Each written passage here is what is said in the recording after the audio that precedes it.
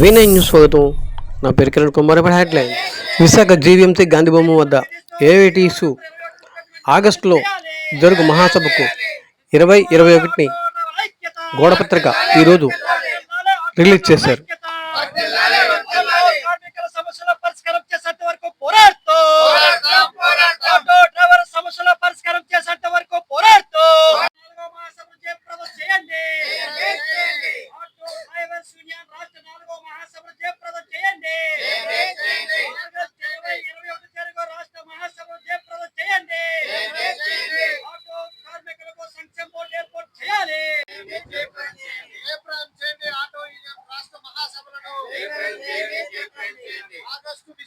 ఆగస్టులో విశాఖ జిల్లాలో జరుగుతున్నటువంటి ఆటో యూనియన్ రాష్ట్ర మహాసభలను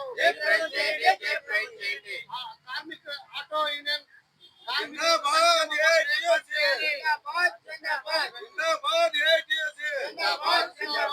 ఆటో మోటార్ ట్రాన్స్పోర్ట్ మహాసభలు జయప్రదం చేయండి. ఆటో మోటార్ ట్రాన్స్పోర్ట్ మహాసభలు జయప్రదం చేయండి. ఆటో కార్మికుల సంక్షేమ బోర్డును వెంటనే ఏర్పాటు చేయాలి. ఆటో కార్మికుల సంక్షేమ బోర్డును వెంటనే ఆగస్టు 20-21 తేదీల్లో విశాఖపట్నం నగరంలో Andhra Pradesh auto and motor transport workers union AITUC 4వ రాష్ట్ర మహాసభలకు ఆతిథ్యం ఇవ్వబోతా ఉంది.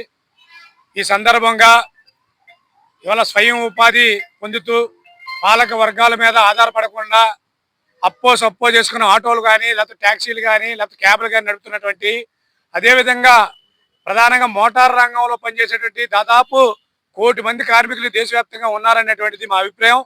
వీళ్ళందరికీ కూడా ఒక సామాజిక భద్రత ఉండాలి, బ్రతుకు భరోసా ఉండాలనేటువంటిది ఏఐటీయూసీ భావించింది. అందుకనే మోటార్ రంగ కార్మికులందరికీ కూడా ఒక సంక్షేమ బోర్డు ఉండాలని చెప్పి ఏఐటీయూసీ పోరాటానికి రూపకల్పన చేసింది. అందులో భాగంగానే రేపు రాష్ట్ర మహాసభలో కూడా దీన్ని చర్చించి దశల వారీ ఒక ఆందోళనని నిర్వహించాలని చెప్పి మహాసభ నిర్ణయించబోతా ఉంది.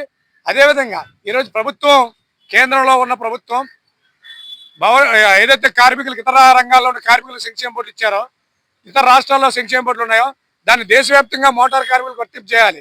ఇవాళ మోటార్ రంగాల మీద ఆధారపడినటువంటి పెట్రోల్ ఉత్పత్తి సంస్థలు కానీ, స్పేర్ పార్ట్ కంపెనీలు కానీ కోట్లాది రూపాయలు, లక్షలాది రూపాయలు లాభాలు ఆర్జిస్తున్నారు. కంపెనీల నుండి 1% సెస్ చేసి సంక్షేమ బోర్డు పెట్టమని చెప్పి సలహా ఇస్తున్నా సరే ఇవాళ కేంద్రంలో ప్రభుత్వం పెడతా ఉంది.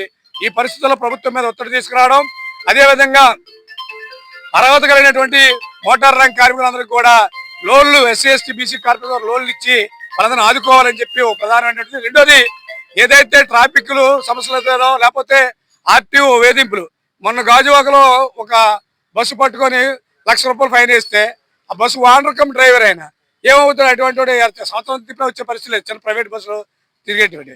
కాబట్టి ఇటువంటి వాటి మీద వేసే కార్మికుల దగ్గర లేకపోతే మోటార్ ఓనర్ల మీద బల్లగుద్దు లాక్కునేటువంటి ముక్కుపిండి వసూలు చేసేటువంటి ప్రభుత్వం, ఈ ప్రభుత్వం మరి కార్మికుల సంక్షేమం కోసం ఎందుకు పట్టించుకోదన్నది ఇక్కడ ప్రశ్నార్థకంగా ఉంది. కాబట్టి రేపు రాష్ట్ర మహాసభల్లో జరుగుతున్నటువంటి చర్చల్లో ప్రధానంగా మోటార్ రంగంలో ఉన్నటువంటి కార్మికుల సంక్షేమ బోర్డు, అదేవిధంగా వాళ్ళకి సామాజిక భద్రత, అదేవిధంగా పోలీసు, ఆర్టీఓ అధికారుల వేధింపులు, ఇవన్నిటి మీద కూడా చర్చించి ఆందోళనకి సిద్ధమవుతామని చెప్పి తెలియజేస్తున్నాం. మీడియా మిత్రులందరికీ నమస్కారం. నా పేరు జాన్సన్ బాబు, ఏఐటీయూసీ రాష్ట్ర కార్యదర్శి. ఇవాళ రాష్ట్రంలో ఆటో కార్మికులు ఎదుర్కొంటున్న సమస్యలపైన రాష్ట్ర వ్యాప్తంగా పోరాటాలు సాగిస్తూ ఉన్నాం.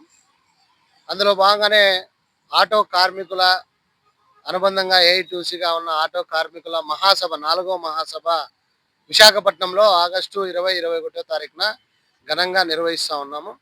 ఈ 2 రోజుల పాటు జరిగే మహాసభలో రాష్ట్ర వ్యాప్తంగా ఆటో అండ్ మోటారు వర్కర్స్ సంబంధించినటువంటి ట్రాన్స్పోర్ట్ వర్కర్స్ సంబంధించి అన్ని అంశాలపైన కూడా ఈ ఆటో మహాసభల్లో మేము చర్చించబోతా ఉన్నాం.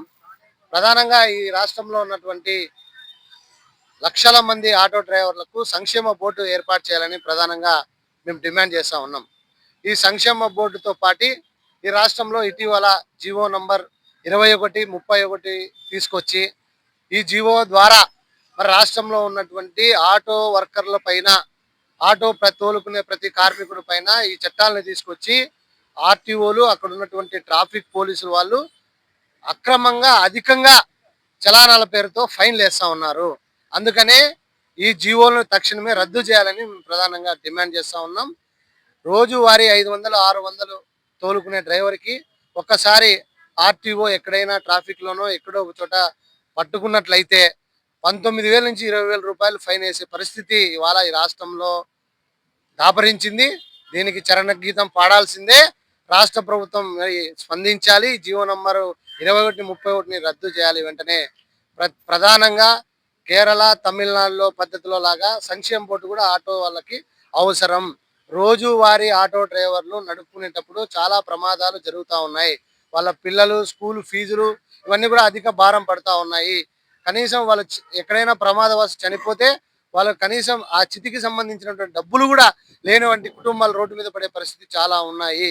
కాబట్టి ఆటో కార్మికులు లక్షలాది మంది భాగస్వాములు ఉన్నటువంటి రాష్ట్రంలో తక్షణమే సంక్షేమ బోర్డు ఏర్పాటు చేయాలని ప్రధానంగా మేము డిమాండ్ చేస్తా ఉన్నాం.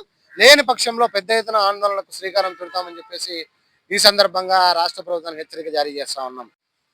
కేంద్ర రాష్ట్ర ప్రభుత్వాలు నిరుద్యోగం పెరిగిపోతుంది, మరోపక్క ఉద్యోగాలు కల్పించలేక ఆటో మోటార్ ఏదైతే ట్రాన్స్పోర్ట్ రంగం ఉందో దాన్ని ఎంచుకొని నిరుద్యోగాన్ని అరికట్టడానికి యువత ముందుకు వస్తుంది. ఈ మోటార్ ఫీల్డ్ రంగాన్ని ఎంచుకొని వస్తే ఒక పక్క జాతీయ బ్యాంకుల్లో రుణాలు ఇవ్వకపోగా, మరోపక్క జీవనోపాధి కింద సాగుతుంటాం, మరోపక్క అధిక భారాలు జీవో నెంబర్ 21, 31 వేసి ఫైన్లు వసూలు చేస్తుంది. మరోపక్క థర్డ్ పార్టీ ఇన్సూరెన్స్ టోల్ ప్లాజాలు కూడా వసూలు చేస్తుంది.